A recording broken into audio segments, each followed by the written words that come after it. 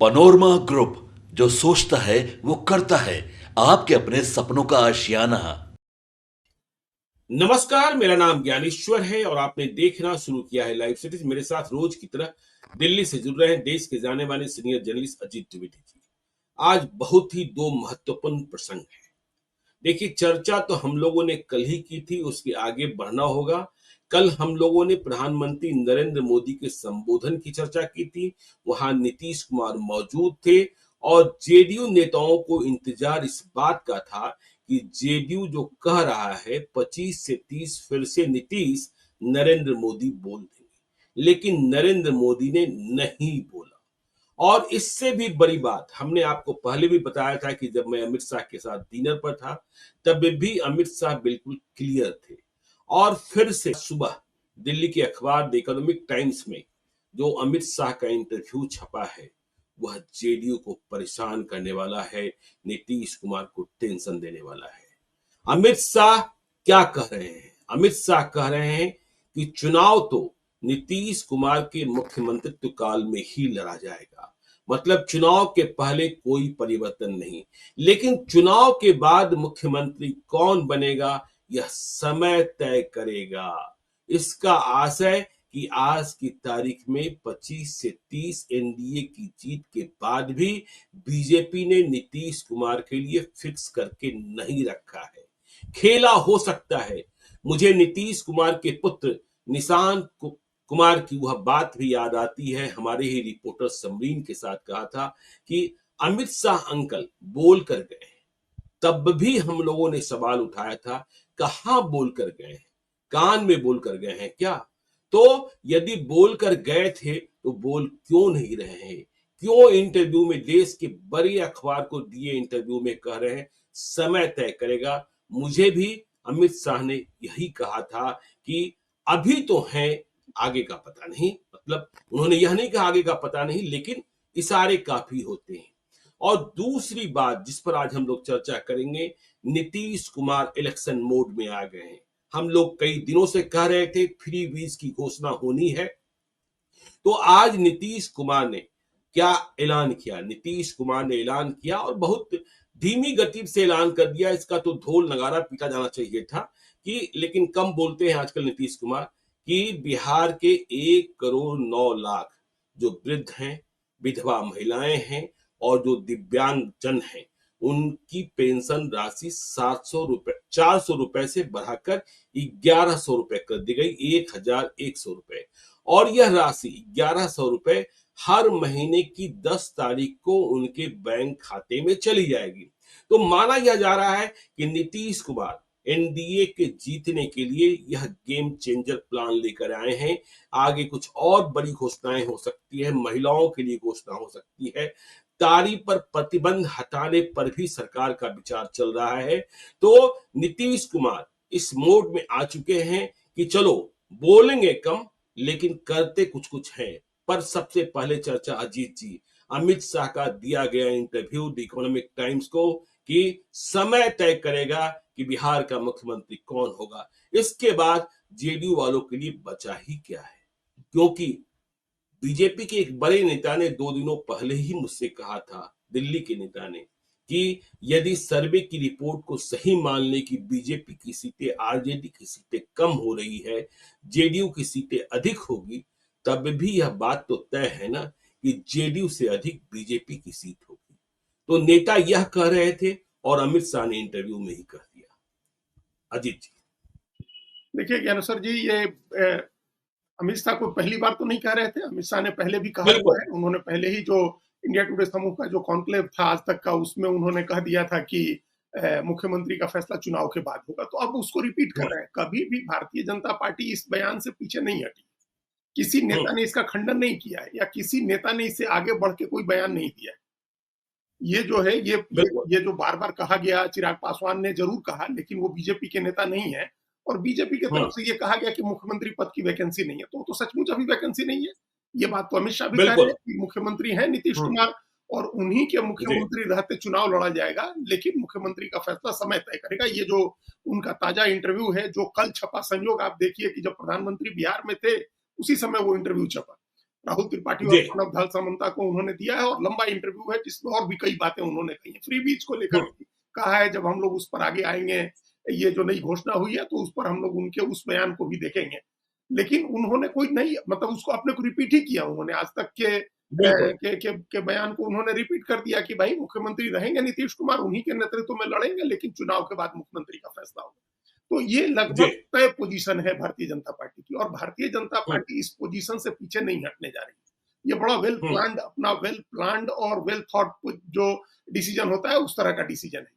और ये डिसीजन हम्म, जो जमीनी वास्तविकता है, भारतीय जनता पार्टी को जो जमीन से रिपोर्ट मिली है, जो फीडबैक है, जो सर्वे के रिपोर्ट्स हैं, उसके आधार पर भारतीय जनता पार्टी ने ये लिया है। और ये इस बात जी को इसी स्पिरिट में हमको लगता है कि जेडीयू के लोग भी लेंगे। आप याद करिए ज्ञानेश्वर जी, जब पहली बार कहा था अमित शाह ने, तो उसका हम्म, जवाब दिया गया था जेडीयू की तरफ से। उसी समय जी जेडीयू के जब लोगों बिहार ने, की चर्चा हो तो नाम सिर्फ नीतीश कुमार का नाम हो। सिर्फ नीतीश कुमार का हो, ये उस समय कहा था। जी लेकिन इस बार हम्म, कोई जवाब नहीं है, कोई प्रतिक्रिया नहीं है इस बार। इसका बिल्कुल मतलब कि इस पोजीशन को, इस पोल पोजीशन को जेडीयू के लोग भी अब एक्सेप्ट कर रहे हैं। उन्होंने भी इस बात हम्म, को स्वीकार कर लिया है। भले अपनी तरफ से वो नारा देते रहे, पार्टी अपना नारा दे, उसमें बीजेपी को कोई एतराज नहीं है। जेडीयू अपना नारा दे, उसमें बीजेपी को एतराज नहीं है। एनडीए की तरफ से नहीं घोषित किया जाएगा। और इसका कारण क्या है ज्ञानेश्वर जी? 20 साल में नीतीश कुमार का जो चेहरा है, उस चेहरे की हम्म, चमक काफी कम हो गई है। ये कहने बताने की जरूरत नहीं है। ये आम आदमी जो उनके शुभचिंतक हैं, जो उनके समर्थक हैं, वो भी इस बात को कह रहे हैं कि अब नीतीश बिल्कुल कुमार के चेहरे की चमक समाप्त हो गई है और वो अपना राजनीतिक पारी के अंत की तरफ आ गए हैं। उनका हम्म, चेहरा अब वोट नहीं दिला पाएगा। ये सबसे बड़ा कंसर्न है भारतीय जनता पार्टी का, कि अगर हम लोग घोषित कर देते हैं, ये भाजपा के कई नेता ऑफ द रिकॉर्ड बातचीत में एक्सेप्ट करते हैं कि अगर हम लोग घोषित कर दें कि नीतीश कुमार ही मुख्यमंत्री होंगे, तो इसका उल्टा असर हो सकता है, इसका निगेटिव हो सकता है। इससे ये मैसेज जाएगा कि कोई दूसरा लीडर नहीं है बीजेपी के पास, और बिल्कुल एनडीए के पास कोई दूसरा नेता नहीं है तेजस्वी यादव को टक्कर देने के लिए। दूसरा मैसेज ये जाएगा कि कोयरी और धानुक है, कोयरी खासतौर से, उसका वोट फिर जी पूरी तरह से बिखर जाएगा। उस वोट को फिर हम नहीं अपने साथ रख पाएंगे। उर्मी का वोट हम्म, तो रहेगा, 2.5%, 3%, जो 3-3.5% है वो तो रहेगा, लेकिन कोयरी जी पूरी तरह से बिखर जाएगा। फिर वो सिर्फ हमारा जहां कैंडिडेट होगा वही वोट देगा। तो ये एक हम्म, बड़ा खतरा है। और दूसरा, जो जो समझदार लोग हैं, जिनको नीतीश कुमार से जिन लोगों ने उम्मीद लगा रखी थी और अब जिनकी उम्मीदें टूट गई हैं, उनकी मानसिक स्थिति को देखते हुए वो फिर नया विकल्प खोजेंगे। वो अगर अगर बिल्कुल तेजस्वी को नहीं देंगे तो फिर उनके सामने प्रशांत किशोर का विकल्प है। तो ये जो जी प्रशांत किशोर का विकल्प है, आप ध्यान करिए, ये बीजेपी के नेताओं से बातचीत के आधार पर जो हम एनालाइज हम्म, कर पाए उस चीज को, वो हम आपको बता रहे हैं। प्रशांत किशोर को लेकर के ये धारणा है कि उनके साथ वही वोट जाएगा जो नीतीश कुमार के साथ जुड़ा हुआ था, या जो बीजेपी का एक बिल्कुल समर्थक है और नीतीश कुमार के प्रति जो सद्भाव रखता है। लेकिन अब देख रहा है कि नीतीश कुमार नहीं आएंगे, मुख्यमंत्री नहीं बनेंगे, या चलाने की स्थिति में नहीं है, तो वो जी जाएगा प्रशांत किशोर की तरफ। अगर बीजेपी एनडीए की तरफ से सीएम का कैंडिडेट नहीं अनाउंस करती है, तब उस हम्म, वोट में एक दुविधा रहेगी कि भाई नीतीश कुमार तो नहीं बनेंगे, बीजेपी जेडीयू मिल करके कोई नया नेता बनाएगी, तो हम लोग को अब मैं बीजेपी इसी जेडीयू सवाल के पर आ साथ रहा रहना था अजीत भैया, मैं इसी सवाल पर आ रहा था कि अमित शाह ने फिर दोहरा दिया है। इसके बाद दो बातें तो स्पष्ट हो गई कि जेडीयू वाले चाहे जितना पोस्टर लगा लें, जितनी होर्डिंग लगा लें, 25 से 30% नीतीश, यह होर्डिंग और पोस्टर बीजेपी वाले नहीं लगाएंगे, पहली बात। और दूसरी बात कि जो कंफ्यूजन की स्थिति पैदा होगी कि नीतीश कुमार का नेतृत्व जिस पर मुहर नहीं लगाई है बीजेपी ने, वह तो नहीं आएगा। और इस कंफ्यूजन की स्थिति में जो बिहार के वोटर हैं, जिन्हें नीतीश कुमार में भरोसा रहा है, जिन्हें लगता है कि नीतीश कुमार ने बहुत काम किया है, किया भी है, और जिन्हें अगले पिछले की राजनीति की समझ है, और जिस तरीके से लालू यादव नीतीश कुमार के वोट बैंक में सेंधमारी करने का प्रयास कर रहे हैं और उधर प्रशांत किशोर प्रयास कर रहे हैं, ऐसे में जो एनडीए का कुनबा है, वोट बैंक है, कहीं कंफ्यूज तो नहीं हो जाएगा? क्योंकि बीजेपी कहां किसको कब मुख्यमंत्री बना देती है, घोषणा तो करती नहीं है। भय तो नहीं पैदा हो जाएगा? यह भी एक आशंका है। देखिए, ये आशंका है, लेकिन उससे ज्यादा आशंका इस बात की है कि अगर नीतीश कुमार को घोषित किया, तो फिर जो बिहार जी की चिंता करने वाले या बिहार का हित नीतीश कुमार में देखने वाला जो वर्ग रहा है, जो अब निराश हो गया है नीतीश कुमार की मानसिक अवस्था से, वो निश्चित रूप से चला जाएगा प्रशांत किशोर के साथ। और जो कोयरी कुर्मी का समीकरण है, कोयरी कुर्मी धानु का, वो भी बिखर जाएगा। मतलब पहले हम लोग ये समझें कि उनके नाम की घोषणा करने में क्या आपत्ति हो रही है, बीजेपी को क्या समस्या आ रही है। बिल्कुल। तो सबसे बड़ी समस्या तो ये आ रही है कि जो बिहार का जो नौजवान वर्ग है, जो आदर्शवादी वर्ग है, जो आकांक्षी युवा है, उसको नीतीश कुमार के में कोई उम्मीद नहीं दिख रही है, और नीतीश कुमार के चेहरे से उसमें कोई उत्साह नहीं दिख रहा है। वो तो कल भी आपने देखा सिवान में कि वो पढ़कर बोल रहे हैं, हाँ, पढ़ के बोल रहे हैं। पढ़कर बोल रहे हाँ, हैं और अब बचने का प्रयास कर रहे हैं। उन्होंने नरेंद्र मोदी के अलावा किसी का राज्यपाल का नाम लेना भी मुनासिब नहीं समझा, उप मुख्यमंत्री का नाम लेना भी मुनासिब नहीं समझा, और जो कुछ बोल रहे थे, यदि आप 4-5 पंक्तियों को छोड़ दीजिए जो उनका तकिया कलाम है, बाकी बोलने के लिए उन्हें पढ़ना ही पड़ रहा था। हाँ, बिल्कुल पढ़ना पड़ रहा था। तो ये जब जब आप साधारण सी चीजें आप पढ़ के बोल रहे हैं, तो जो जटिल, जो गवर्नेंस से जुड़ी जो कॉम्प्लेक्स चीजें हैं, वो आप कैसे कर पाएंगे। तो वो उनसे तो उम्मीद अब नहीं रही, ये सब आदमी मान लिया। और ये नहीं है कि कोई बुरा, ये कोई ऐसी बात नहीं है कि सिर्फ नीतीश कुमार के साथ हो रहा है, उम्र के साथ हर व्यक्ति के साथ हो सकता है, ये चीजें होती हैं, सब लोगों के साथ उम्र जनित बीमारियां होती हैं। तो अगर उनमें है तो उनके समर्थक भी इस बात को एक्सेप्ट कर रहे हैं और ग्रेसफुली कह रहे हैं कि उनको अब रिटायर हो जाना चाहिए, अगर चुनाव के पहले नहीं होते तो चुनाव के बाद हो जाए। इस बात को मोटे तौर पर कमोबेश उनके समर्थक, उनका एक बड़ा समर्थक वर्ग एक्सेप्ट कर रहा है। बीजेपी को ये फीडबैक है। तो ये अगर उनको इस समय घोषित कर देंगे, तब फिर उस वर्ग में फिर वो तो जो निराश हो गया वर्ग है, वो तो प्रशांत किशोर की तरफ देखेगा ना, जो उनके समर्थकों में एक बड़ा वर्ग उधर देखेगा, और कुछ चला जाएगा तेजस्वी यादव की तरफ, आरजेडी की तरफ। उनका नाम घोषित करने पर बीजेपी को ज्यादा नुकसान की आशंका दिख रही है। नाम नहीं घोषित करते हैं तब भी कंफ्यूजन होगा, जो आपने कहा कि कंफ्यूजन होगा उनके मतदाताओं में, फिर किसकी तरफ जाए। ऐसी स्थिति में बीजेपी अगले 4 महीने में निश्चित रूप से किसी न किसी तरह मैसेज बनवाएगी कि एटलीस्ट कोई पिछड़ा ही मुख्यमंत्री होने जा रहा है, या पिछड़ा होने जा रहा है, लौकुश धानु का होने जा रहा है। ये मैसेज जरूर बीजेपी किसी न किसी तरह से बनवा देगी। कोई अगला नहीं होगा, ये मैसेज बन जाएगा वहां अपने आप। और इसका फायदा क्या होगा कि लौकुश का जो समीकरण है, कोयरी कुर्मी धानु का जो वोट है, वो मोटे तौर पर एकजुट रहेगा, बहुत नहीं बिखरेगा, वो एकजुट रहेगा, वो साथ में रहेगा। और जो अति पिछड़ा है, वो तो बीजेपी का ही कोर वोट है। देखिए, अति पिछड़ा नीतीश कुमार की वजह से बहुत ज्यादा प्रभावित नहीं होगा, और उसको दोहराने की जरूरत नहीं। हम कई बार कह चुके हैं कि जब भारतीय जनता पार्टी अकेले लड़ी, तब भी नीतीश कुमार से ज्यादा अति पिछड़ा वोट आया उनको। जब नीतीश कुमार लालू यादव साथ लड़े, तब भी बीजेपी को अति पिछड़ा का ज्यादा वोट आया। तो और नीतीश कुमार बीजेपी साथ लड़े, तब तो 75% वोट आया अति पिछड़ा का। तो उस वोट को लेकर के बीजेपी में आशंका नहीं है। वो वोट टूटेगा, ये बीजेपी नहीं मान रही है। मतलब उसका अपना फीडबैक है, अपना सर्वे है, उस वोट में कोई कंफ्यूजन नहीं है। बीजेपी के लिए सिवाय इसके कि कोई कंफ्यूजन पैदा ना हो जाए कि बीजेपी जीतने के बाद किसी सबन को भी मुख्यमंत्री बना सकती है। हाँ, नहीं, तो ये बिहार में नहीं होगा। ये बिहार में नहीं। हाँ, कई हमको कल भी एक आदमी कह रहे थे, परसों 2-3 आदमी कह रहे थे कि महाराष्ट्र में उसने ब्राह्मण मुख्यमंत्री बना दिया, जबकि 2% आबादी है, और ब्राह्मण तो महाराष्ट्र की पॉलिटिक्स में एकदम त्याज्य माने जाते हैं।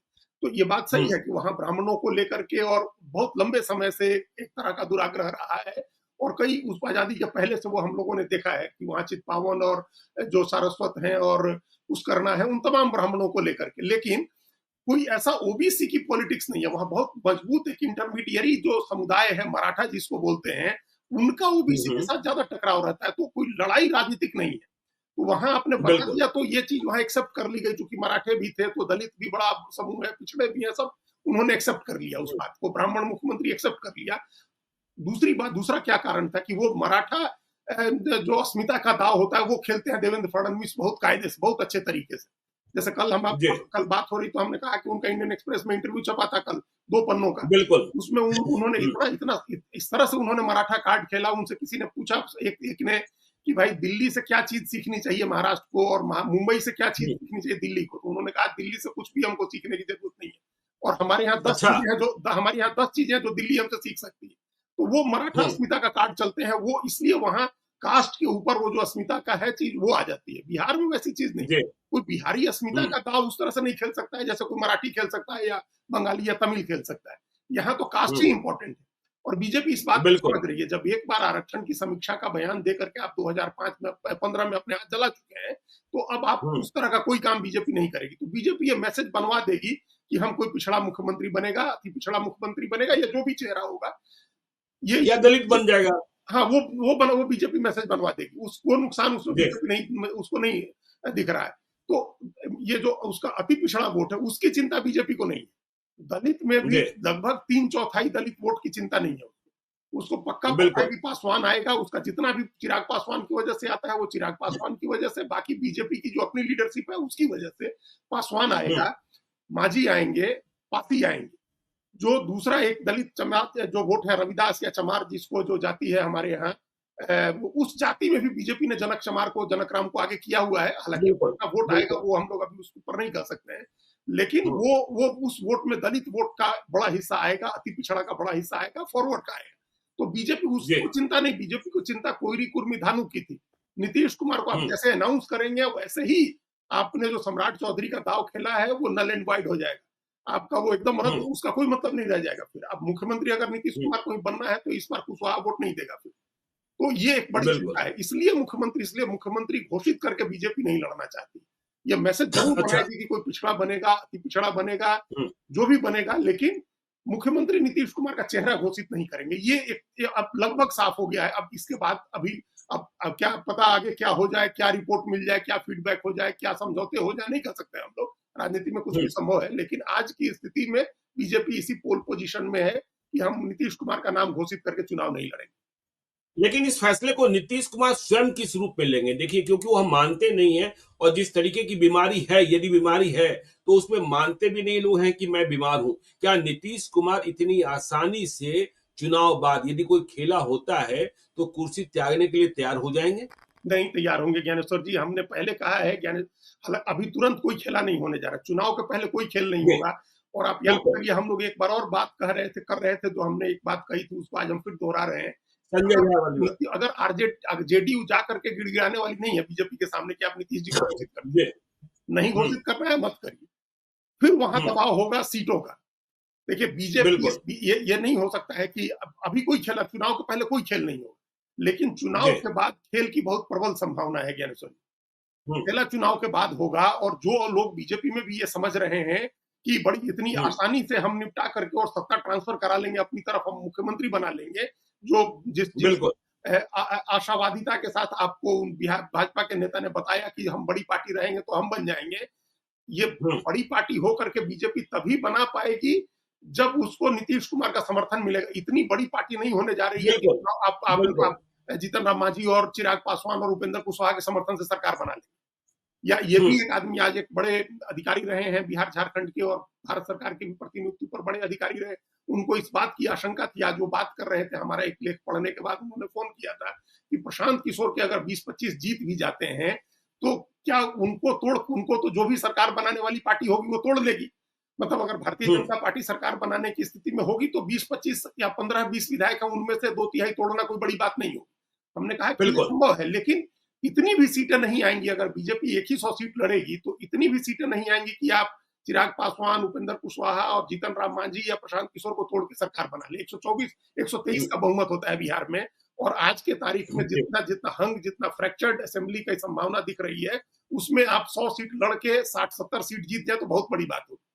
ये लेकिन उम्मीद बड़ी की बात। एक किरण तो यह भी है ना, उम्मीद की एक किरण तो यह भी है कि नीतीश कुमार की लौ जैसे-जैसे बूझ रही है राजनीतिक लौ, तो बीजेपी को यह भरोसा है कि यदि हम शरद पवार की पार्टी, शरद पवार से बड़ा कद्दावर कौन, सिस्टमैटिक कौन, उनकी पार्टी एनसीपी को तोड़ सकते हैं, तो जेडीयू को तोड़ने में क्या समय लगेगा? नहीं, ये बात है, लेकिन चुनाव के पहले तोड़ने का जोखिम बीजेपी नहीं ले सकती है।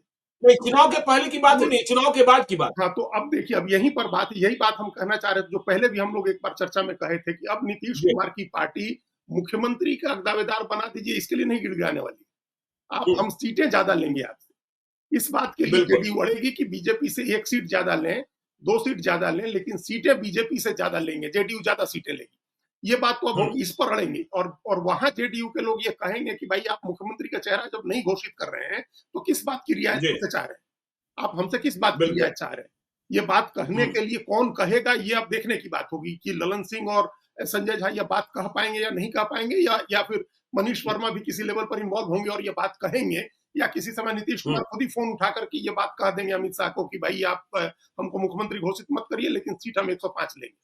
तो ये कोई बड़ी बात बिल्कुल। नहीं होगी। ये कोई अभी जब हुँ, जब हम लोगों ने देखा ना कि दिल्ली में विधानसभा की एक सीट लेनी थी, बुराड़ी की सीट, तो उन्होंने फोन उठा के कह दिया था ना अमित शाह को कि हमको सीट चाहिए बुराड़ी। आप जो 2 सीट लेने बिल्कुल। का कह रहे हैं, हमको नहीं चाहिए संगम विहार की सीट और हमको नहीं चाहिए द्वारका की सीट, हम बुराड़ी की सीट लेंगे। तो फोन और शिवर की सीट याद कीजिए, जब उन्हें शिवर की सीट पिछले लोकसभा लोकसभा चुनाव में में लेनी उन्होंने थी। देखा ही, उन्होंने कहा कि हमको चाहिए तो उन्होंने लिया। जो सारा जी। समीकरण बीजेपी का बिगड़ गया, सारा जो वैश्य का समीकरण था बीजेपी का बिगड़ गया वहां, लेकिन उन्होंने ले ली सीट। तो ये बात किसी दिन खुद ही कह सकते हैं नीतीश कुमार। ऐसी स्थिति नहीं है कि 24 घंटे उनको कुछ समझ में नहीं आ रहा है। वो किसी समय बिल्कुल। वो अपने उसमें है और हिसाब लगा रहे हैं, और उठा के अगर फोन कह दिया तो ये बात होगी। अब जेडीयू जो है ये खेला करेगी कि हम 102, 103, 104 लड़ेंगे, आप 100 लड़िए और बाकी सीटों में आप लोगों बिल्कुल। को एडजस्ट करिए, हम ज्यादा सीट लड़ेंगे। तो जब ज्यादा सीट लड़ेंगे और सब जीतेंगे, अगर माहौल एनडीए जी। के पक्ष में बन गया, तो बीजेपी जेडीयू हम्म, की सीटों में 5-10 का अंतर होगा, इससे ज्यादा का अंतर तो होगा नहीं। अगर बीजेपी का बिल्कुल। स्ट्राइक रेट बहुत बढ़िया होगा, जेडीयू का उससे थोड़ा कम होगा, 8% स्ट्राइक रेट कम होता है, 8% 9%, हम्म, तो 8-10 सीटों का फर्क होगा। तो फिर तो किसी की सरकार नहीं बनेगी ना, फिर तो बहुत ही ऐसी हंग असेंबली होगी कि फिर नीतीश कुमार के बगैर सरकार नहीं बनेगी।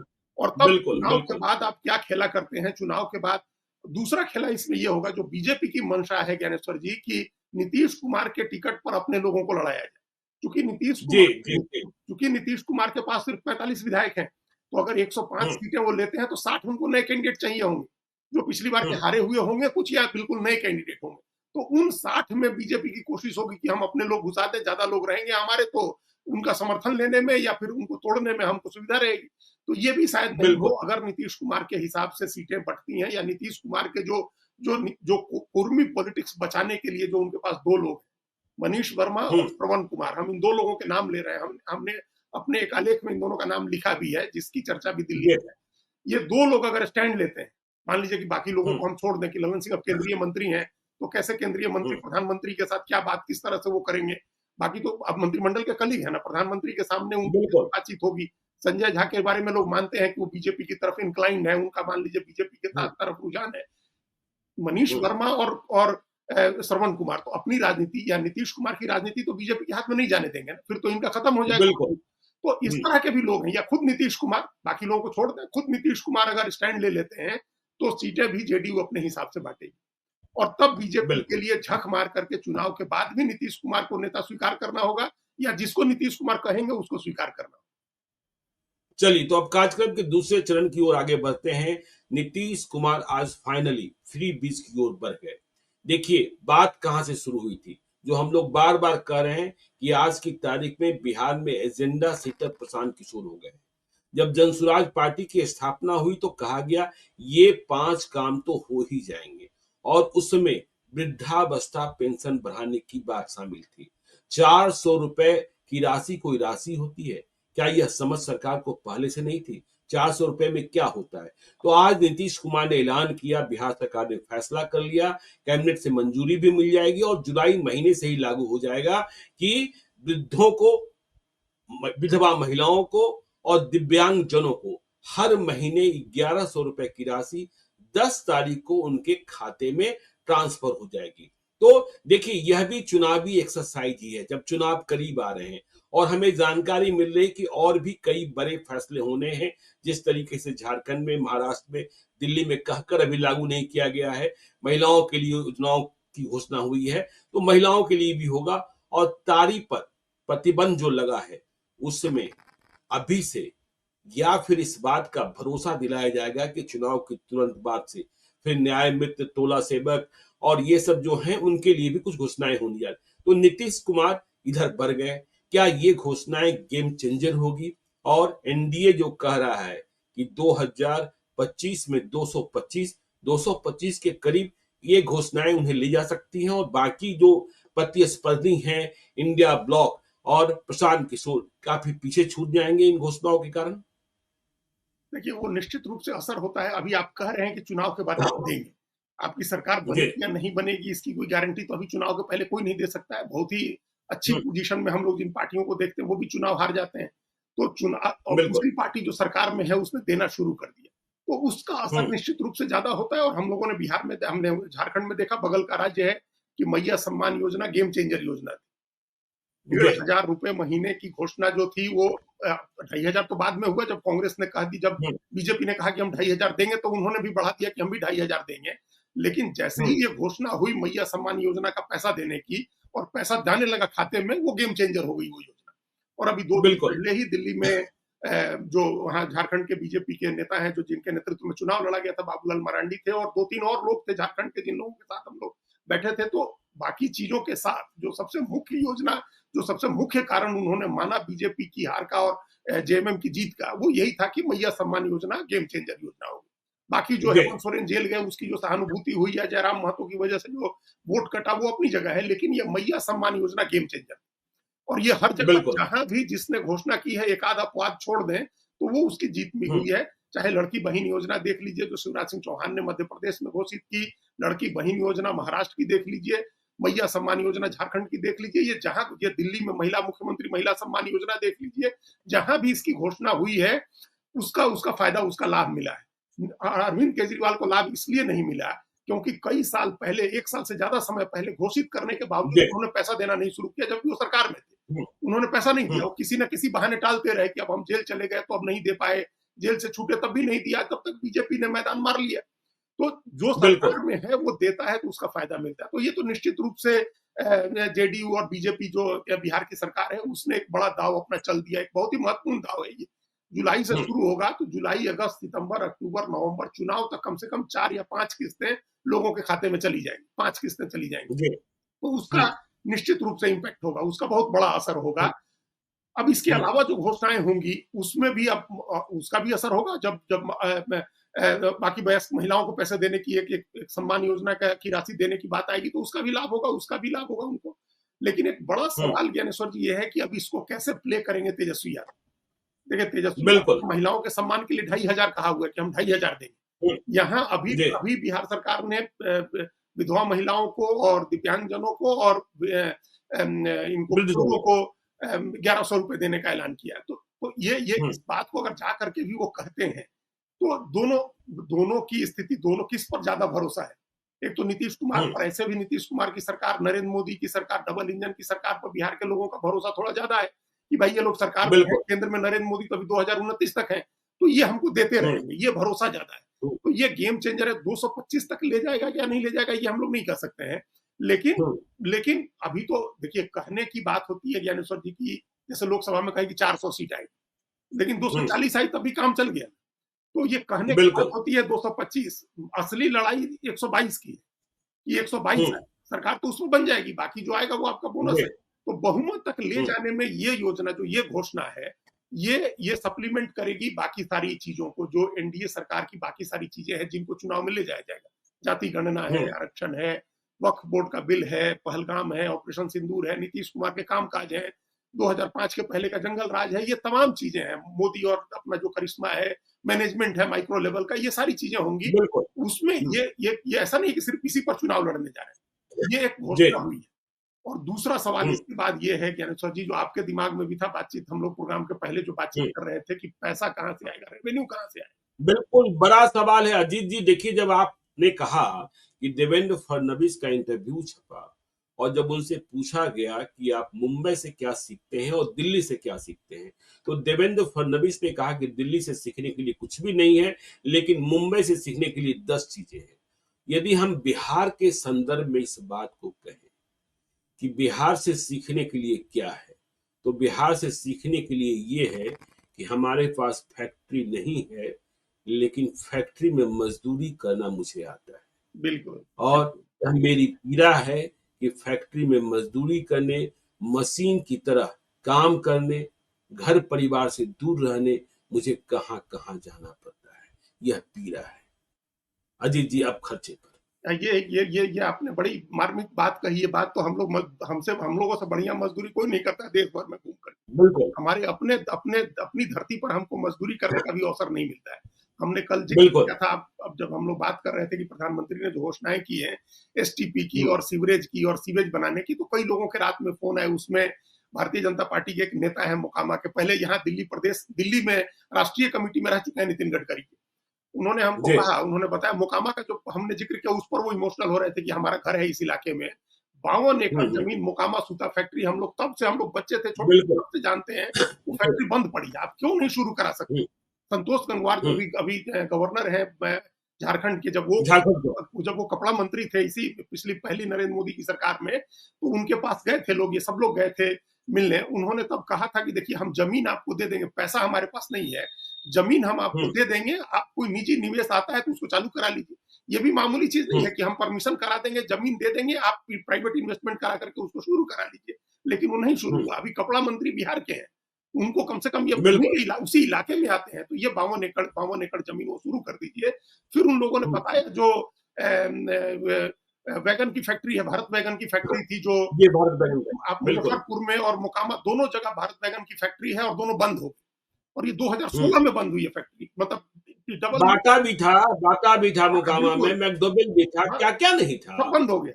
तो ये चालू नहीं हो पा रहा है। तो इस पर असली चीज तो आप इस पर फोकस करें ना, जो भाई बिहार का आदमी जो मेहनत करके 12 घंटे 14 घंटे काम करके 10,000 12,000 रुपए कमा रहा है, अगर उसको आप बिहार में काम, उसको थोड़े वो 1100 रुपए के लिए मारा जा रहा है, आप उसको काम दे दीजिए ना वही 12,000 15,000 वही बिहार में, फिर आपको ये सारी चीजें देने की जरूरत नहीं पड़ेगी उसको। तो ये लोग नहीं कह रहे, मतलब इस पर कोई विचार नहीं। व्यवस्था चौपट हो रही है अजीत जी। देखिए, मर्द जो है कमाने दूर प्रदेश गया है। हाँ। और बिहार में शराबबंदी हमने आपको 4 दिनों पहले भी देखी। यह सामाजिक और पारिवारिक व्यवस्था को तोड़ देगा, तहस नहस कर देगा। कि जो मर्द कमाकर पैसा भेज रहा है, उससे घर के खर्चे नहीं चल रहे हैं, तो यह जो शराब सिंडिकेट है, जो सप्लाई चेन है, वह महिलाओं को हथियार बना रहा है। और महिलाएं आजकल डिलीवरी का काम कर रही हैं, दिन भर में 10 बोतल पहुंचा दिया तो 2,000 रुपए की बचत हो जा रही है। तो यह सामाजिक बुनावट को, सोशल फैब्रिक को और फैमिली फैब्रिक को नष्ट करने वाला है। हाँ, बिल्कुल नष्ट कर देगा। अगर इस चीज को नहीं रोका गया, अगर आपको इसको रेगुलेट नहीं करेंगे शराब के कारोबार को, तो ये पूरे सोशल फैब्रिक को खराब कर देगा। एक तो सबसे पहला काम शराब की बंदी को रेगुलेट करना है। आप रेगुलेटेड तरीके से उसको चालू करिए, अगर बंद रखना है तो पूरी तरह से बंद करिए, नहीं तो रेगुलेटेड तरीके से चालू करिए। और दूसरे, बिहार में बंद पड़ी फैक्ट्रियों को चालू कराइए। सिर्फ चीनी मिल चालू नहीं कराना, ये तमाम फैक्ट्रियां जो आपने कहा, बाटा हो, मैकडोवेल हो, सूता फैक्ट्री हो, ये भारत वैगन की फैक्ट्री हो, बटलर हो मुजफ्फरपुर में, आप इसको चालू करवाइए, इनको रोजगार दिलाइए। बिहार बचपन याद है ना जी, मॉर्टन टॉफी मरौरा। बिल्कुल बताइए, हम लोग तो सब ध्यान है। और ये सब बंद हो गई, सारी चीजें बननी बंद हो गई, तो इसको आप चालू करा दीजिए। ये इससे रेवेन्यू जनरेट होगा आपका। फिर आप दूसरी तमाम आप जो अभी एजुकेशन का सिस्टम आप सुधार दीजिए। खाली जो कोचिंग का पैसा बिहार से बाहर जाता है, वहीं अगर पैसा बिहार में रह जाए तो रेवेन्यू का बड़ा सोर्स हो जाएगा। तो रेवेन्यू का सोर्स दिखाना होगा आपको। एक तो सबसे पहली बात है, चाहे जो भी हो, जो भी घोषणा कर रहा है, उसके साथ इसकी याचिका सुप्रीम कोर्ट में भी लंबित है, जहां ये कहा गया है कि अदालत आदेश दे कि जो भी कोई मुफ्त में कुछ चीज देने की घोषणा करेगा या नगद बांटने की घोषणा करेगा, तो बताएगा कि पैसा कहां से आएगा, रेवेन्यू का सोर्स क्या होगा, ये उसको ये बताना चाहिए। आप कहां से रेवेन्यू कटौती करेंगे। और अभी जो प्रोग्राम के पहले आप कह रहे थे कि सबसे महंगी रजिस्ट्री बिहार में होती है, गाड़ियों का रजिस्ट्रेशन सबसे महंगा होता है, रोड टैक्स सबसे ज्यादा लगते हैं। नहीं, गाड़ियों का रजिस्ट्रेशन, जमीन का रजिस्ट्रेशन, और देश के कई प्रदेशों के जितने पड़ोसी प्रदेश है, उससे ज्यादा महंगा डीजल पेट्रोल। देखिए, इसका असर ये होता है अजीत जी की जो बड़ी गाड़ियां हैं, वह बिहार में प्रवेश करने के पहले अपनी टंकी फुल करा लेती है। बाहर से और आपको लगता है कि हमने बढ़ाकर कमाई कर ली। गजब है भाई, गजब है। आप कीमत बढ़ा करके आप वॉल्यूम बढ़ाइए ना, बिक्री बढ़ाइए, उससे रेवेन्यू जनरेट करिए। आप कीमत बढ़ा के रेवेन्यू जनरेट कर रहे हैं, तो इस सब तो आपने पहले ही बोझ लाद रखा है। अब अगर जो इस योजना पर जो 700-800 करोड़ रुपए एडिशनल बढ़ेगा, अब इस योजना हर महीने 700 करोड़ रुपए का एडिशनल बढ़ेगा, और साल में 9,000 करोड़ के करीब जो आपका अतिरिक्त आएगा, तो ये 9,000 करोड़ रुपए बिहार जैसे स्टेट में तो बड़ी रकम है ना। बिल्कुल, हम पौने 3 लाख करोड़ का बजट है, उसमें 9,000 करोड़ रुपए एडिशनल बर्डन, 3-4 हजार करोड़ रुपए तो ऑलरेडी है जो 400 आप दे रहे हैं। टोटल 14,500 करोड़ रुपए का बजट होगा साल का आपका इस योजना का। सिर्फ ये जो आपने बढ़ाया वृद्धावस्था और दिव्यांगजन और विधवा महिला का पेंशन बढ़ाया आपने, इसी का 14,500 करोड़ रुपए का बजट होगा। 9,000 करोड़ रुपए का करीब लागत, 9-9,500 करोड़ रुपए का एडिशनल बर्डन जो आएगा एक्सचेकर पर, वो कहां से आएगा? उसका कहां रेवेन्यू आप कोई जनरेट करेंगे? बोझ डाल करके किसी पर, या कहीं से कटौती करेंगे, यही होगा ना। अभी झारखंड का जिक्र हम कर रहे थे, मैया सम्मान योजना के लिए सारे दूसरे रिसोर्सेज से आप पैसा खींच करके मैया सम्मान योजना का पैसा दे रहे हैं। तो ये जो एक मुश्किल होगी, इस मुश्किल का हल निकालना होगा पहले से। आप रेवेन्यू का सोर्स बताते चलिए कि हम यहाँ से रेवेन्यू, आप यकीन दिलाइए। देखिए, अभी हम इस बार की बात नहीं कर रहे हैं, इस बार तो जेडीयू बीजेपी यकीन दिला देगी, लोग मान लेंगे बात उनकी। लेकिन अगर आगे कोई घोषणा करते हैं, या तेजस्वी यादव कोई घोषणा करते हैं, या प्रशांत किशोर भी कोई घोषणा कर रहे हैं, तो उनको रेवेन्यू हम्म, जरूर बताना होगा। ऐसे कोई उनकी बात पर यकीन नहीं करेगा। सरकार की बात पर जी, तो लोग यकीन कर लेंगे कि चलिए सरकार इधर-उधर करके 9 साढ़े 9 हज़ार करोड़ रुपए एडजस्ट कर लेगी। इसके आगे अगर हम्म, महिला सम्मान योजना की कोई घोषणा होती है, तो बताना होगा कि रेवेन्यू का हमारा सोर्स क्या होगा, कहाँ से रेवेन्यू आएगा, हम नया जनरेट करेंगे, नया कर लगाएँगे, कोई नया बोझ डालेंगे या कहीं से किसी और योजना में कटौती करेंगे। ये बताना होगा कि पैसा कहाँ से आएगा कि देंगे। बिल्कुल, बिल्कुल। तो देखिए, आज दोनों पक्षों मतलब 2 विषय थे, बहुत महत्वपूर्ण विषय थे कि अमित शाह ने फिर से कह दिया कि 2025 के चुनाव के बाद मुख्यमंत्री अभी तय नहीं है, समय तय करेगा। मतलब नीतीश कुमार के नाम पर बीजेपी ने मुहर नहीं लगाई है और दूसरी ओर नीतीश कुमार आज पूर्ण रूप से चुनावी मोड में आ गए हैं। चुनाव के पहले जो घोषणाएँ होती हैं, अगले ही महीने विधानसभा का 2020-2025 का जो कार्यकाल है, उसका अंतिम सत्र है। तो नीतीश कुमार ने आज वृद्धजनों, विधवा महिलाओं और दिव्यांगजनों के लिए पेंशन राशि 400 रुपए से बढ़ाकर 1100 रुपए कर दी। पैसा कहां से आएगा, यह सवाल तो बना रहेगा। और भी आगे घोषणाएं होगी, उन पर भी हमारी नजर रहेगी। आप देखते रहिए लाइव सीरीज को। यदि अब तक आपने हमारी यूट्यूब चैनल लाइव सीरीज को सब्सक्राइब नहीं किया है तो जरूर कर लीजिएगा और यदि इस वीडियो को आप फेसबुक पेज के माध्यम से पेज को लाइक कीजिएगा, हैंडल एक्स पर भी हमें फॉलो कीजिए। धन्यवाद।